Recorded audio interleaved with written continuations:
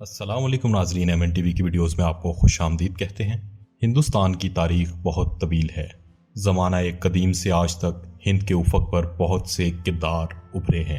ایک طرف ٹیپو سلطان جیسے عظمت کے مینار ہیں تو دوسری جانب میر جعفر اور میر صادق جیسے بھی ہیں، جن کے بارے میں اقبال نے کہا تھا کہ جعفر از بنگال، صادق از دکن، ننگ ملت ننگ دین ننگ وطن۔ آج سیاست کے میدان میں کوئی خود کو ٹیپو سلطان کہے نہ کہے، لیکن اپنے مخالفین کو میر جعفر اور میر صادق ضرور کہتا ہے۔ آخر یہ میر جعفر اور میر صادق نے ایسا کیا کیا تھا کہ آج بھی ان کا نام ایک گالی کے مترادف ہے؟ آج ہم اپنے ناظرین کے لیے تاریخ کے صفحات کو کھنگالیں گے اور جانیں گے ان دو کرداروں کے بارے میں جن کا نام آج بھی نفرت کے قابل سمجھا جاتا ہے۔ شاید آپ جانتے ہوں گے کہ انگریزوں نے ہندوستان میں سب سے پہلے قدم بنگال کی سرزمین پر رکھے تھے۔ یہ پورے ہندوستان کا سب سے امیر علاقہ تھا، جہاں نواب سراج الدولہ کی حکومت تھی، جو اپنے والد علی وردی خان کی جگہ صرف 23 سال کی عمر میں تخت پر بیٹھے تھے۔ یہ وہ زمانہ تھا جب انگریز اپنے کاروبار کی حفاظت کے نام پر چھاؤنیاں بنا رہے تھے۔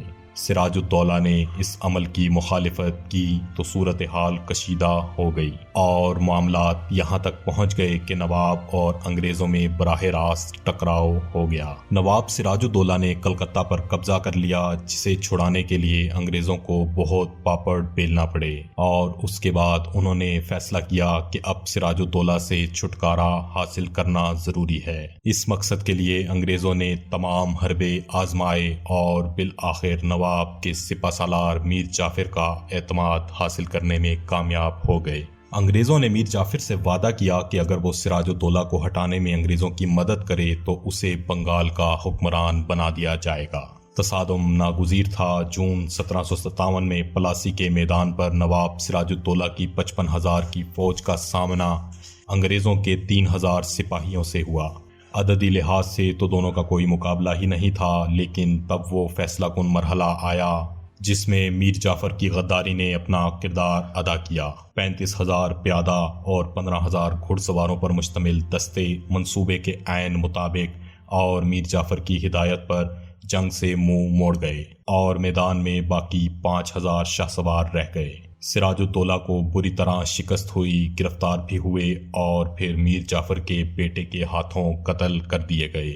وعدے کے مطابق میر جعفر کو بنگال کا حکمران تو بنایا گیا، لیکن ایسے غدار پر کون اعتماد کرتا ہے؟ انگریزوں نے امیدیں پوری نہ ہونے پر ان سے بھی اقتدار چھین لیا اور بنگال ہندوستان کا وہ پہلا علاقہ بنا جو ڈائریکٹ کمپنی رول میں آ گیا۔ اس طرح ایک غدار کے ہاتھوں ہندوستان کا زوال شروع ہو چکا تھا۔ آج بھی مرشد آباد کے اس محل کو نمک حرام ڈیوڑی کہتے ہیں جہاں کبھی میر جعفر رہتا تھا۔ جنگ پلاسی کے بعد انگریزوں کے بڑھتے ہوئے قدموں کو روکنے والا کوئی نظر نہیں آتا تھا۔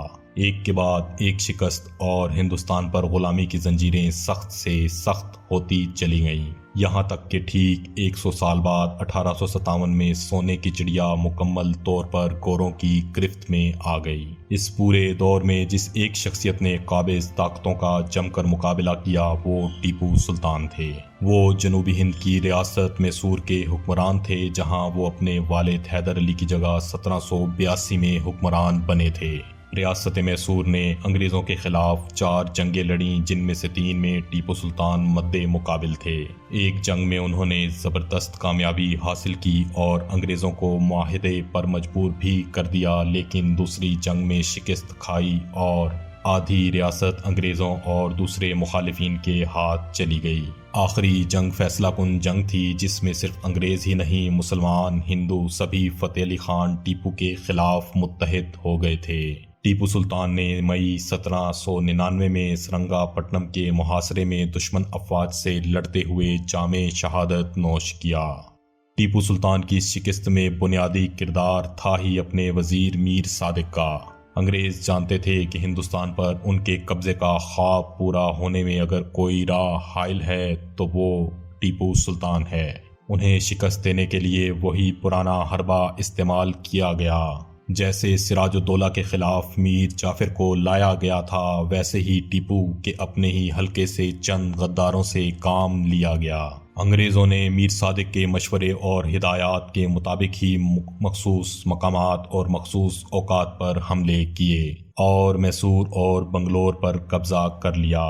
اسی کے فیصلوں کی وجہ سے انگریز دارالحکومت سرنگا پٹنم میں داخل ہونے میں کامیاب ہوئے۔ اسی نے ٹیپو کے وفادار سالار غازی خان کو بھی قتل کیا تھا۔ آخر میں اس کے اقدامات اتنے واضح ہو چکے تھے کہ خود ٹیپو کے وفاداروں کو اندازہ ہو گیا اور انہوں نے میر صادق کو قتل کر دیا۔ لیکن تنہا میر صادق ہی نہیں، غداروں کی فہرست میں اور بھی کئی نام ہیں۔ ٹیپو کی شہادت سے صرف 100 سال پہلے 1700 میں ہندوستان دنیا کا امیر ترین ملک تھا۔ اورنگزیب عالمگیر کا دور حکومت اپنے عروج پر تھا۔ کابل سے کلکتہ اور کشمیر سے کالی کٹ تک مغلوں کا راج تھا۔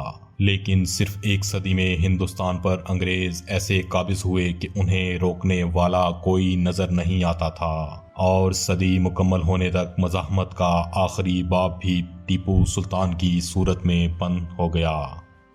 وہ شخص تو شب خون میں مارا گیا، ورنہ اس جیسا بہادر کوئی لشکر میں نہیں تھا۔ ہندوستان کے غلام بن جانے میں جہاں نااہل حکمرانوں کا ہاتھ تھا، وہیں کسی حد تک میر جعفر اور میر صادق جیسے غداروں کے اقدامات بھی شامل تھے۔